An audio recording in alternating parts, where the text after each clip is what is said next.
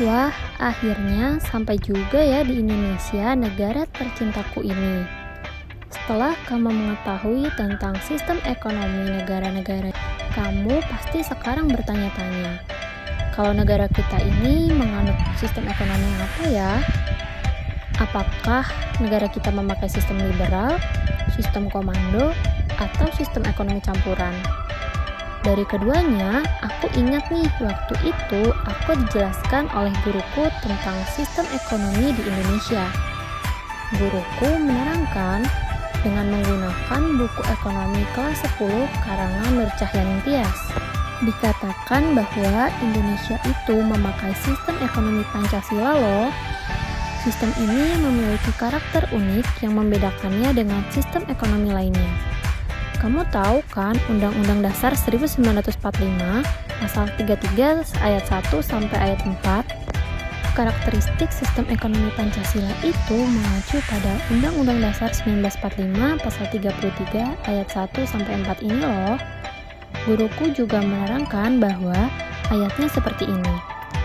Di ayat 1 menyebutkan bahwa perekonomian negara itu disusun sebagai usaha bersama atas dasar asas kekeluargaan.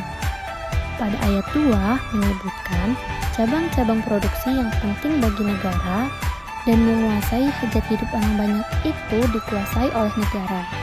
Sedangkan ayat 3 menyebutkan bahwa bumi, air, dan kekayaan alam yang terkandung di dalamnya dikuasai oleh negara dan dipergunakan untuk kemakmuran rakyat.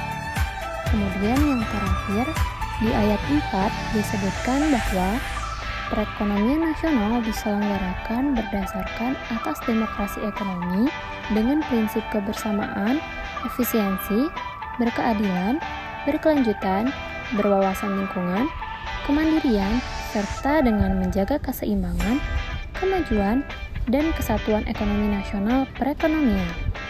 Maka, inilah yang menempatkan rakyat sebagai pemegang kedaulatan ekonomi. Bisa dilihat, itu ada dua pengusaha yang sedang melakukan penandatanganan kontrak.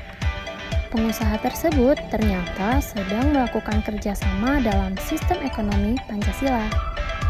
Kerjasama lebih penting dibandingkan persaingan, karena persaingan yang tidak sehat akan menyebabkan monopoli.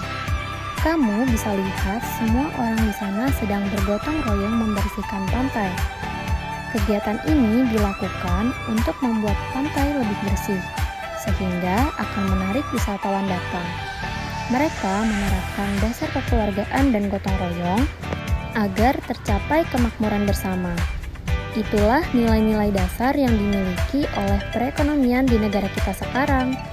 Kamu sudah tahu kan sistem ekonomi di negara kita? Jadi, sampai di sini dulu ya perjalanan kita melihat berbagai sistem ekonomi. Semoga bermanfaat. Sampai jumpa.